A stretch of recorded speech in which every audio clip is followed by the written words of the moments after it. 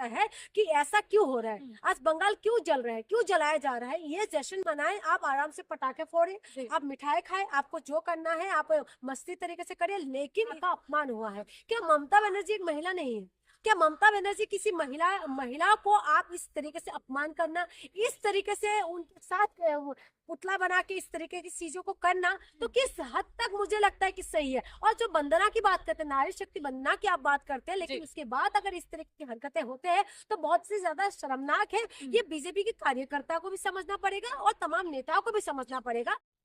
नमस्कार और आप देख रहे हैं विस्तार भारत। बंगाल में बीजेपी की जीत हुई है, लेकिन जीत के बाद जो नजारा आपने देखा कि बंगाल में दफ्तरों को जलाया जा रहा है, औरतों के साथ अभद्रता की जा रही है। और वहीं पश्चिम बंगाल की मुख्यमंत्री ममता बनर्जी अब तो मुख्यमंत्री नहीं रही, लेकिन वो ये कहती हैं कि मैं इस्तीफा नहीं दूंगी चाहे कुछ भी हो जाए, चाहे राष्ट्रपति शासन लगे या फिर अंतरराष्ट्रीय कोर्ट में जाना पड़े। तो इसी मुद्दे को बातचीत करने के लिए हमारे साथ जून मैसी है, जो लगातार अलग अलग मुद्दों पर अपनी राय रखती है। सीधे जानने की कोशिश करेंगे अंदर जो स्थिति है काफी ज्यादा दुखद है। और दुख इस बात का है कि चुनाव में हारना जीतना लगे रहते, लेकिन बंगाल के अंदर जिस तरीके से फौज उतार दिया, बंगाल के अंदर जिस तरीके से चुनाव आयोग का रवैया था, और पूरी चीजों को अगर हम देखें और उससे ये पता चलता है कि एक महिला को हराने के लिए पूरी तरीके से तंत्र मंत्र पूरा बीजेपी का यानी कि पूरी जोर उसमें लगा दिया और लगा के आज ममता बनर्जी को हरा दिया।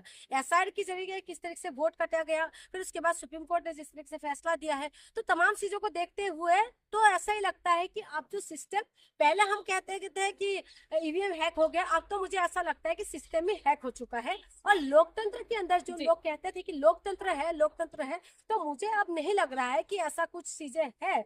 और हम लोग कोशिश तो करते हैं कि लोग अवेयर हो जाए या लोगों को समझ में आए। मुझे बीजेपी से कोई दुश्मनी नहीं है, ना बीजेपी से मुझे कोई नाराजगी है, बीजेपी से कोई इस बात की नाराजगी है क्योंकि बीजेपी जो है इनके जो कार्यकर्ता है, पता नहीं ऊपर बैठे हुए लोग उनको नियंत्रण नहीं करते, ये खुला छूट दे देते हैं। जिस तरीके से बंगाल जीतने की बात चीजें हुआ है, देखिए आप जीते हैं, हार जीत तो चुनाव में लगा रहता है, लेकिन उसके बाद जिस तरीके से वहाँ की वीडियो आ रहा है वो देख के बड़ी तकलीफ होता है कि ऐसा क्यों हो रहा है, आज बंगाल क्यों जल रहा है, क्यों जलाया जा रहा है। ये जश्न मनाएं, आप आराम से पटाखे फोड़े, आप मिठाई खाएं, आपको जो करना है आप मस्ती तरीके से करिए, लेकिन इस तरीके की दफ्तरों को जाके तोड़फोड़ करना। फिर उसके बाद सबसे दुखद एक वीडियो मैंने देखी थी कि ममता बनर्जी की जैसे एक महिला को बना के है और उसके बाद आगे मोदी जी का घोटा पहन के और आगे उनको खींचते हुए लेके जा रहे हैं और पीछे से उनकी बांस भी पीठ पे वो लगा रखा है।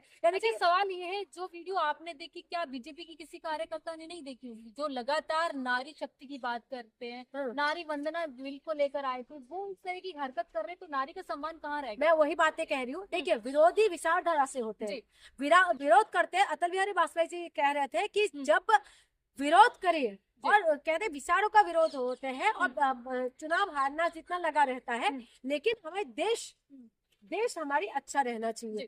तो ये जो चीजें हुआ है, ये चीजें देख के दर्द होता है। दूसरी बात यही मोदी जी या बीजेपी के तमाम लोग थे जो बिहार के चुनाव से पहले अपनी माँ के लिए किसी ने कुछ बोल दिया है और उसके बाद पूरा बिहार में इस मुद्दे को बना के जगह जगह पे ये लोग प्रोटेस्ट कर रहे थे कि जो है माँ का अपमान हुआ है। क्या ममता बनर्जी एक महिला नहीं है? क्या ममता बनर्जी किसी महिला को आप इस तरीके से अपमान करना, इस तरीके से उनके साथ पुतला बना के इस तरीके की चीजों को करना, तो किस हद तक मुझे लगता है कि सही है। और जो वंदना की बात करते हैं, नारी शक्ति वंदना की आप बात करते हैं, लेकिन उसके बाद अगर इस तरीके की हरकतें होते हैं तो बहुत से ज्यादा शर्मनाक है। ये बीजेपी के कार्यकर्ता को भी समझना पड़ेगा और तमाम नेताओं को भी समझना पड़ेगा। और क्या माँ बहन नहीं है? ममता बनर्जी ने एक बयान दिया था कि मुझे मारा गया, मुझे लातों से मारा गया, सीसीटीवी कैमरे बंद करके मारा गया। क्या 3 बार की मुख्यमंत्री को इस तरीके से अभद्रता करना कहाँ तक शोभा देता है बीजेपी के लिए या किसी भी पार्टी के लिए? किसी भी पार्टी के लिए कोई शोभा नहीं देते, लेकिन ये जो मौजूदा जो बीजेपी पार्टी में तमाम लोग जो है, जो पूरे लोगों को मैं नहीं बता रही, तमाम कुछ लोग हैं जो गुंडागर्दी में उतर रहे हैं। वो सोचते हैं कि सत्ता हमारे हाथ में है, पुलिस हमारे हाथ में, हमारी कौन क्या बिगाड़ लेगा। तो इसी वजह से इस तरीके से हरकतें करते हैं और इसको अंजाम दिया जाता है। ये जो खुंदस है ना वो निकाला जाता है। अगर खुंदस नहीं भी हो तो अपनी दादागिरी दिखाया जाता है। तो ये चीजें गलत है और ये चीजें देश की उन्नति के लिए, किसी राज्य के विकास के लिए ये चीज काम नहीं आते। और ममता बनर्जी एक राज्य की मुख्यमंत्री रहे और महिला मुख्यमंत्री, सबसे लंबे वक्त का रहने वाली महिला महिला मुख्यमंत्री रहे, शीला दीक्षित रहे थे दिल्ली के अंदर 15 साल, सिंह वहां पर रहे और 15 साल। तो लगातार उनकी आप किसी विचार का विरोध कर सकते हैं, उनकी बातों का विरोध करिए, आप उनकी तमाम चीजों का विरोध करिए, लेकिन इस तरीके के विरोध करना ये दिखा रहा है कि एक महिला के प्रति आप कितने ज्यादा आपके मन में जो है बहुत ज्यादा नफरत भरे हुए हैं। तो ये सिर्फ शोभा नहीं देते। महिलाओं के नाम पे हमने देखा है कि बीजेपी ने किस तरीके से चुप बैठे हुए, मणिपुर में जो कांड हो गया, मणिपुर के लिए इन्होंने अभी तक कुछ नहीं किया। आज भी मेरी मणिपुर जल रहे हैं। तो मैं बार बार हर वीडियो में मैं इस कहती हूँ, क्योंकि मैंने देख रही हूँ तमाम वीडियो, तमाम चीजें वहां से जो लोग बनाते हैं, दिखा रहे हैं कि तमाम जो है जिंदगी, जो खास करके जो जिंदगी जी चुके हैं उनकी बात नहीं कर रही, लेकिन जो युवा पीढ़ी है उनकी जिंदगी बर्बाद हो रहा है। वो अपने भविष्य देख नहीं पा रहे कि कहाँ जा रहे हैं। वहां पर भी तो बीजेपी की सरकार है, लेकिन वहां के युवाओं के लिए क्यों कुछ नहीं हो रहा है। और आए यहाँ की बात, बंगाल की बात जो आप कह रहे हैं, बंगाल के अंदर इस तरीके की अगर बर्ताव कर रहे हैं तो आने वाले वक्त में आप समझिए कि महिलाओं के साथ क्या कुछ होने वाला है। अच्छा, वही एक सवाल है, जो शुभेंदु अधिकारी, उनके पीए को मारा गया, काफी ऐसे लोग हैं जो मारपीट में मर भी गए हैं। तो कहीं ना कहीं ये जीत हार के चक्कर में जो आम जनता होती है वो पिस रही है बंगाल में, या वो तस्वीरें जो निकल कर आ रही है जो कभी बंगाल से सोची नहीं गई। देखिए, ये जो हो रहा है ना, ये बहुत ही ज्यादा घातक है। नफरत कोई फैला रहा है, कोई आपस में लड़ रहा है, उसमें क्या आपको लगता है बड़े बड़े जो है नेताओं का बच्चे मर रहे हैं? क्या बड़े बड़े नेताओं किसी परेशानी में है? नहीं है।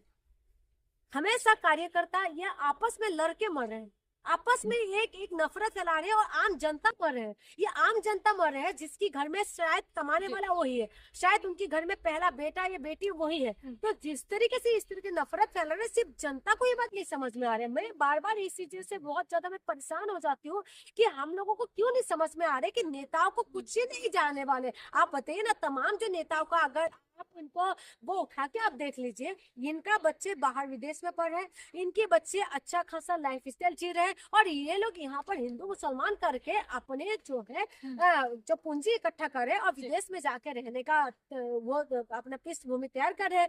तो अब आप विदेश में पढ़ाई भी कर रहे हैं, बच्चे अच्छे पोस्ट में है, तो अच्छा खासा पोस्ट में है, अच्छा खासा बॉडीगार्ड लेके ये लोग घूम रहे हैं। तो आपकी और हम लोग कहाँ पर है? तो हम आपस में क्यों लड़ रहे हैं कि विशेष एक पार्टी के लिए, विशेष एक जो है उन नेताओं के लिए हम लोग लड़ रहे हैं जिसकी कोई ईमान नहीं, ना तो कोई धर्म है। आप देखिए ना, अभी कुछ टाइम पहले राघव चड्ढा के तमाम जो नेता साथ को लेके वहां ज्वाइन कर लिया, तो कल तक तो आम आदमी पार्टी के लिए अच्छा बोल रहा था, आज बीजेपी में चले गए। तो इन लोगों का तो कुछ भी नहीं, चाहे और राघव चड्ढा की बात नहीं करो, तमाम नेताओं की बात करें, हेमंत बिस्वा शर्मा को आप देखिए, पहले कांग्रेस में था, अब बीजेपी में जाके सीएम बन गए। तो उनका आइडियोलॉजी का तो कोई मतलब नहीं है, लेकिन आम जनता जिससे आपकी आइडियोलॉजी से मतलब है, कोई बीजेपी की आइडियोलॉजी को बहुत पसंद करते हैं, कोई आम आदमी पार्टी, कोई कांग्रेस इस तरीके से पसंद करते हैं, टीएमसी का। तो वही आइडियोलॉजी की जो लोग हैं, आप पसंद करना अलग बात है, लेकिन नेता आपस में नहीं लड़ते, वो वही उसमें खा के खाएगा पिएगा, एक ही साथ में रहेंगे भी। लेकिन आप और हमारी जैसे आम जनता को स्कूल कॉलेज नहीं मिलेगा, हमें रोजगार नहीं मिलेगा, हम अच्छा स्वास्थ्य अच्छा कुछ नहीं मिलेगा, हमें हॉस्पिटल का व्यवस्था नहीं मिलेगा, हमें सुविधा नहीं मिलेगा, हमारी नालियां बंद है, हमारे घरों के अंदर पानी घुस जाए, बाढ़ आता रहे, लोग मरते रहे। आज मणिपुर के अंदर अभी भी रिलीफ कैंप के अंदर लोग रहने के लिए मजबूर हो रहा है, बच्चों की भविष्य, महिलाओं की सुरक्षा किस तरीके से खतरे पे हो रहा है। तो ये आम जनता का हो रहा है ना। नेताओं के पास तो सब कुछ सुरक्षा, नेताओं की बेटियों के साथ कभी कुछ करते हुए आपने देखा है? वो BMW फॉर्च्यूनर बड़ी बड़ी गाड़ियों में वो लोग घूमेंगे और सिक्योरिटी है उसके पास, तो उनके साथ क्या होगा? तो आम जनता को ये समझना पड़ेगा। दूसरी तरफ ये आते कि ममता बनर्जी इस्तीफा क्यों नहीं दे रही है?